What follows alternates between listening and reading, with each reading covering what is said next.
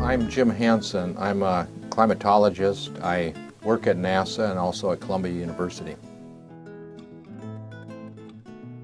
Yeah, well, human-made global warming is caused by changes in the atmosphere, which are due to burning fossil fuels primarily. As we burn oil, gas, and coal, this releases carbon dioxide to the atmosphere. And carbon dioxide absorbs heat radiation from the Earth, and that traps the heat radiation and makes the planet a bit warmer. So we notice that the world has warmed up about 1.5 degrees Fahrenheit in the last century, with most of that warming in the last 30 years.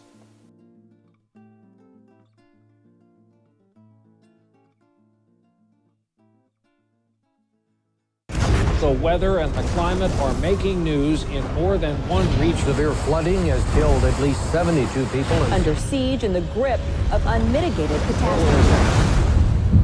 The evidence is now clear. Industrial civilization has caused irreparable damage. Our political and corporate leaders have consistently ignored the overwhelming scientific evidence. Not only is it the 11th hour, it's 11:59. What we saw with Katrina is just prologue. Worse is yet to come. The UN estimates that by the middle of the century, there may be 150 million environmental refugees. There are too many of us using too many resources too fast.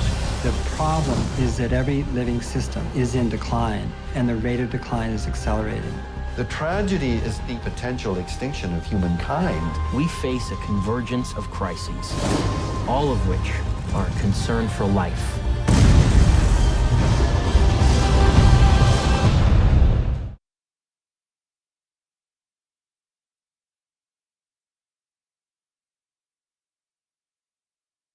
I get it. I can understand what's going on. We're putting carbon dioxide in the air at a prodigious rate, and the world's getting warmer, and you can know this by looking at the neutrons in the ice. You can know this by looking at the pollen grains per cubic centimeter in the sediment of ponds. You can know this by looking carefully at the rings on trees during warm seasons, wet seasons, cold seasons, dry seasons. And you can work your way back and figure out that the Earth is getting warmer faster than it's ever gotten before. And that's the problem.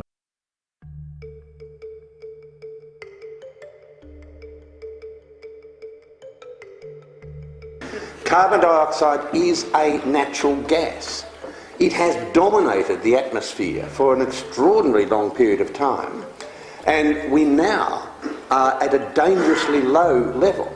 If we halved the amount of carbon dioxide in the atmosphere, we would have no terrestrial planes. 6 of the 6 great ice ages were initiated when the carbon dioxide content of the atmosphere was higher than now. In fact, up to 1,000 times higher.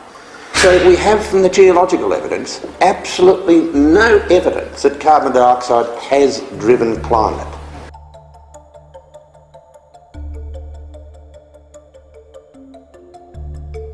Carbon dioxide is plant food. It is not a pollutant. To use words like pollution with carbon dioxide is misleading and deceptive.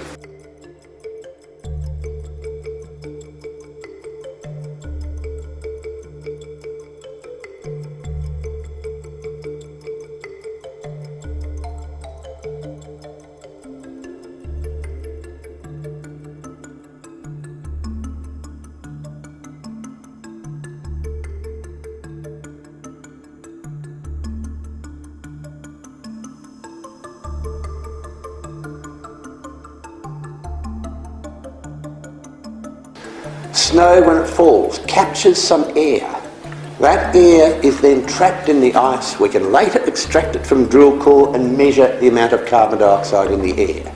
And we can see with our cycles of glaciation and interglacials that when we finish an interglacial event, then we release carbon dioxide some 800 years later. So what's that telling us? It's telling us that temperature is driving carbon dioxide, not that carbon dioxide is driving temperature.